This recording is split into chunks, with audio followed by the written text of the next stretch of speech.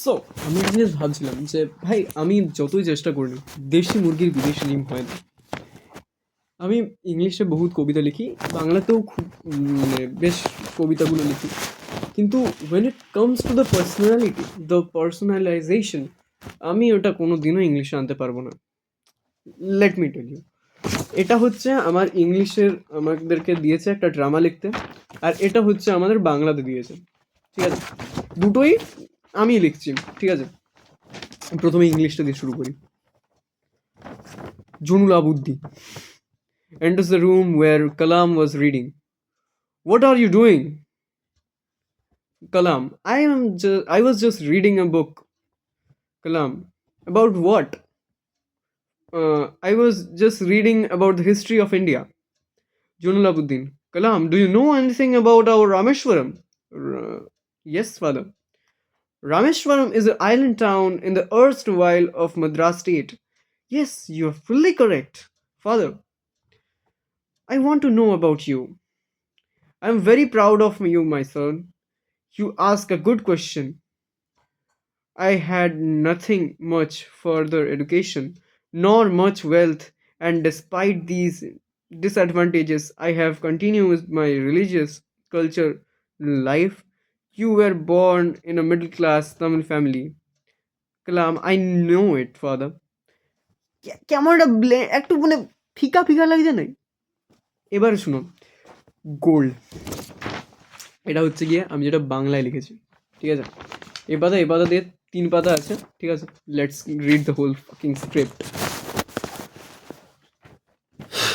তো এটা হলুদ পোড়া নিয়ে, যারা ক্লাস 12-এ আছো নিশ্চয়ই জানবি। গ্রামের মাঝখানে মরা গজারি গাছের নিচে মৃতদেহ, চারপাশে ভিড়।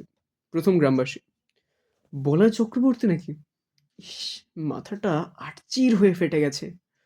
দ্বিতীয় ব্যক্তি, বিস্মিত হওয়ার তো কিছু নেই, এরকম মৃত্যুই তো আমরা আশা করেছিলাম। কিন্তু শুভ্রা মেয়েটির কথা কি বলবে? সাধারণ ঘরোয়া মেয়ে, তাকে কে মারবে? ডোবার ঘাটে গলা টিপে মরে পড়েছিল কাল। হুম, দুটো খুনের মধ্যে কি কোনো যোগ আছে নাকি? দৃশ্য 2, নবীনের চশমা মুছতে মুছতে গ্রামবাসীর সামনে আসিল। নবীন কাঁদো কাঁদো গলায়, 50 টাকার পুরস্কার ঘোষণা করছি। কাকাকে যারা খুন করেছে তাদের যদি ফাঁসিতে না ঝুলাতে পারি তাহলে আমার নামও নবীন নয়। হঠাৎ দামিনীর চিৎকার শোনা যায়। গ্রামবাসীরা একসঙ্গে একত্রিত হয়ে বলিল, কি হলো, কি হলো?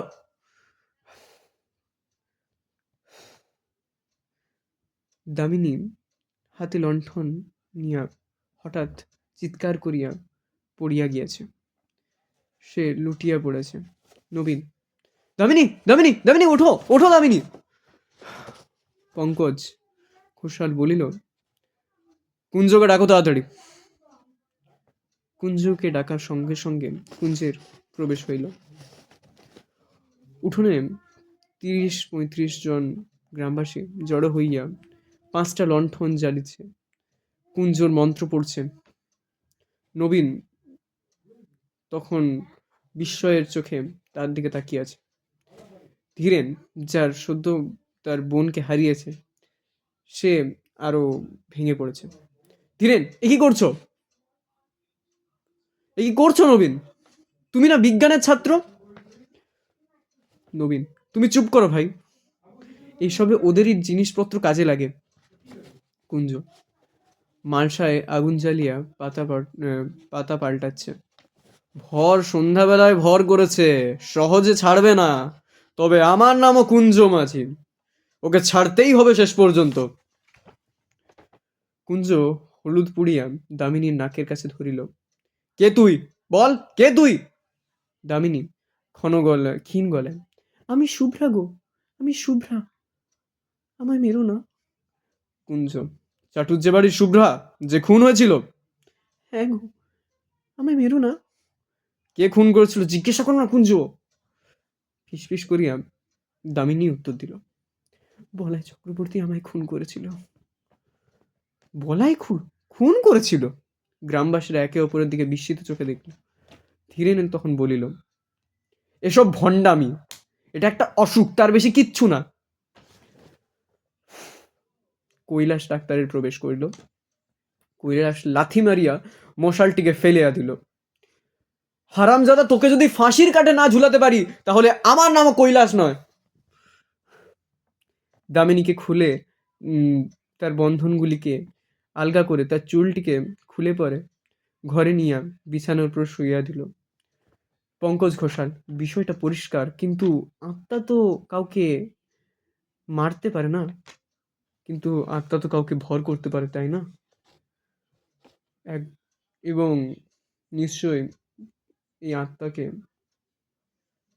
কারুর দেহে ভর করানো হয়েছিল বা কেউ এর দ্বারা প্রভাবিত হয়েছিল এবং তার ফলেই সে এই খুনটি করেছে। ও যাকে ভর করেছিল তার কিছুই মনে নেই।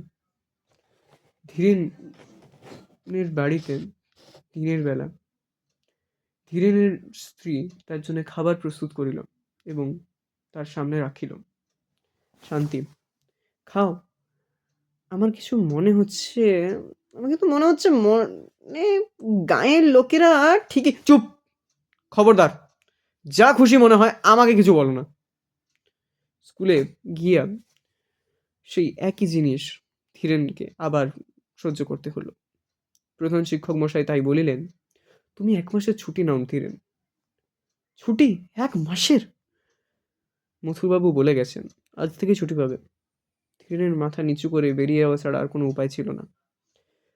বাড়ি ফেরার পথে ধীরেন একটু ভাবিল এবং সে বুঝিতে পারিল তার মাথা ঠিক করে কাজ করছে না।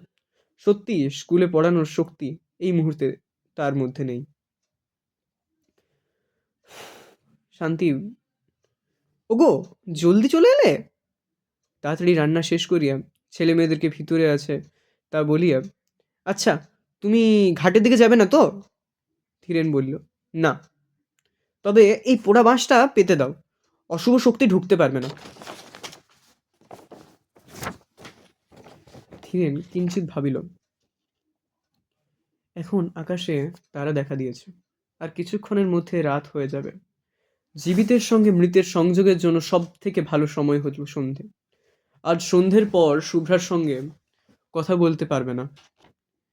এখনই শুভ্রাকে সুযোগ দিতে হবে, মনে মনে তা ভাবিল। ধীরেন বাঁশটি ডিঙিয়া ডোবার দিকে যায়। কিছুক্ষণ পরের মুহূর্ত। ধীরেন সারা গায়ে ক্ষত এবং তার চোয়াল থেকে রক্ত পড়িতেছে, জামা ছিঁড়িয়া গিয়াছে। ধীরেন বলিতেছে, ধীরেন এর গলায় অদ্ভুতভাবে চিৎকার করেছে, ধীরেন, এ ধীরেন, ধীরেন, এ ধীরেন। শান্তি লণ্ঠন হাতে নিয়ে বাইরে এলো। ওমা, এ কি হাল করেছো? ঘরে ঢোকো, ঘরে ঢোকো। পারছি না, বাঁশটা সরিয়ে দাও। এমা, বাঁশ টপকাতে পারছো না? এ তো ছোট্ট বাঁশ। পারছি না, বাঁশটা সরিয়ে দাও। শান্তি, ওগো, কে তুমি? ওগো, কোথায় আছো গো? আমার স্বামীকে ভর করেছে। যে এতে কি হলো মা, আমার পোড়া কপাল, কি হলো? এরকম করিয়া কাঁদিতে কাঁদিতে চিৎকার করিতে লাগিল সে। প্রথমে গ্রামবাসীরা অবাক হলো এবং ছুটিয়া আইল। প্রথম গ্রামবাসী বলল, ধরে বেঁধে কুঞ্জোর কাছে নিয়ে চোদ্দ, যত সব বলছিল বিজ্ঞান বিজ্ঞান, সেই তো